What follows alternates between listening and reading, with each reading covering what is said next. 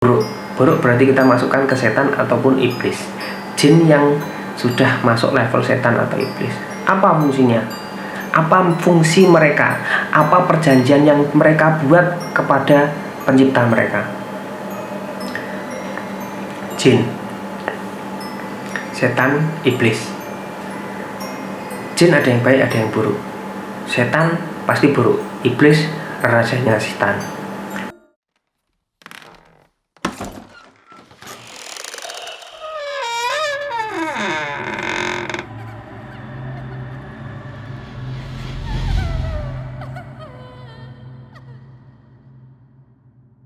Assalamualaikum warahmatullahi wabarakatuh. Barakallah, selamat datang di Jendela Dimensi. Terima kasih sudah mengizinkan saya untuk menemani kalian di malam ini. Untuk konten malam ini yang ingin saya ceritakan atau ingin saya bagi ke kalian itu tentang tuyul.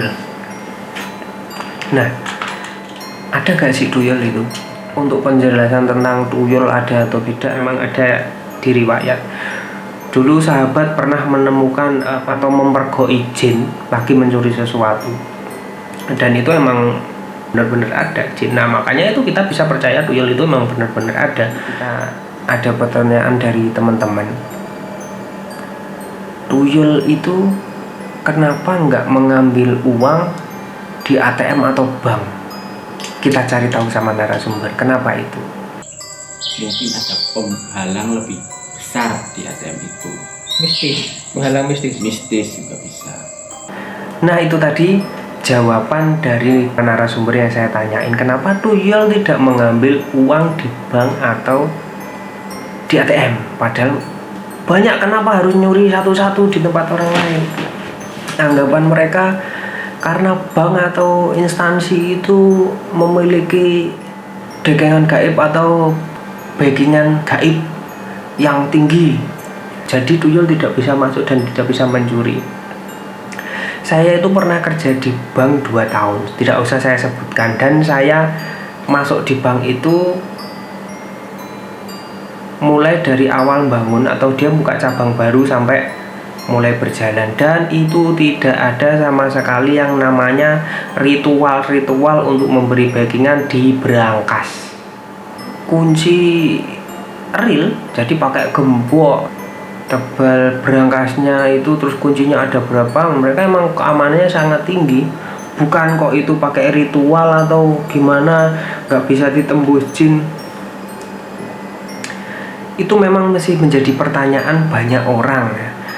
Masalah ada atau enggaknya itu, kalau jin mencuri itu memang ada riwayat di agama yang saya percayai, di agama muslim memang ada di riwayat. Dulu sahabat pernah menemukan atau mempergoi jin lagi mencuri sesuatu, dan itu emang benar-benar ada jin. Nah, makanya itu kita bisa percaya tuyul itu memang benar-benar ada. Tapi kenapa mereka tidak mengambil sesuatu di instansi atau bank? Jadi saya jelaskan seperti ini, kenapa tuyul tidak mengambil uang di bank atau jin-jin yang perewangan-perewangan kayak setan atau babi ngepet atau kucing ngepet atau apal ngepet, yang ngepet itu yang nyari uang di rumah orang-orang itu, kenapa nggak ngambil di bank, gesek-gesek pantatnya di bank gitu, terus keluar uangnya banyak, kling gitu. Sekarang kita ambil garis merahnya atau garis besarnya. Tuyul itu makhluk apa? Jin, setan, iblis. Jin ada yang baik, ada yang buruk. Setan pasti buruk. Iblis rajanya setan. Tuyul baik atau buruk? Buruk. Buruk berarti kita masukkan ke setan ataupun iblis. Jin yang sudah masuk level setan atau iblis. Apa fungsinya? Apa fungsi mereka? Apa perjanjian yang mereka buat kepada pencipta mereka? Menyelewengkan pikiran manusia atau membelokkan pikiran manusia untuk perbuatan yang jahat atau perbuatan yang tidak baik. Kalau tuyul mengambil uang di instansi atau mengambil uang di ATM atau bank atau BPR atau koperasi dan lain-lain, sesuatu yang disebut instansi dan dimiliki banyak orang. Jika dia mengambil uang dari tempat itu, tidak ada yang dirugikan dan dia tidak sesuai fungsi sebagai sesuatu yang harus menyelewengkan pikiran manusia ke sesuatu yang buruk.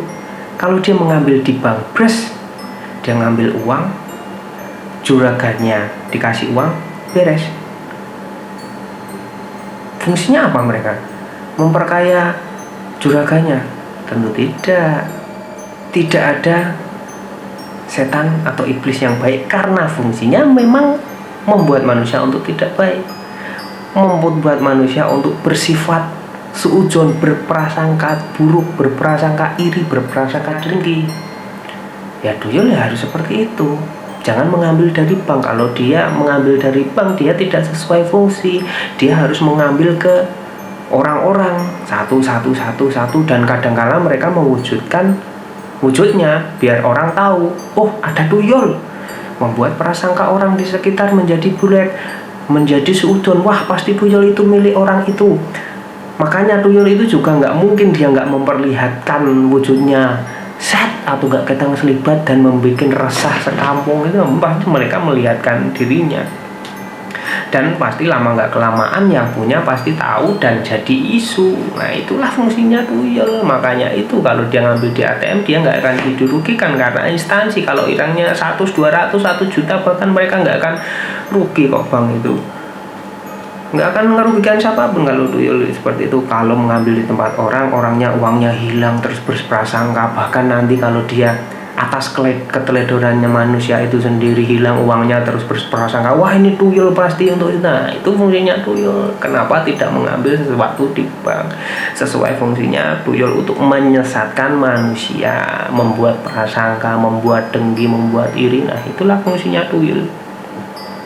Makanya dari perjanjiannya seperti itu. Nah, apa benar tuyul itu menghisap darah? Cara berhubungan makhluk lain, makhluk jin itu hanya melalui alam bawah sadar kita. Bila kita melakukan sesuatu untuk membantu mereka secara wujud, berarti kita sendiri yang melukai diri kita, bukan mereka. Kita yang percaya akan itu dan melakukan itu. Kita tersugesti mengeluarkan darah atau mengeluarkan itu, secara tidak sadar kita sendiri yang melakukannya, yang melakukan perwujudan itu.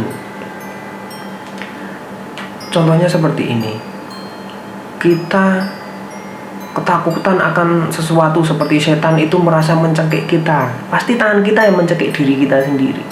Itulah cara makhluk lain mengendalikan alam kiri kita. Bisa dikatakan juga itu sebuah suges.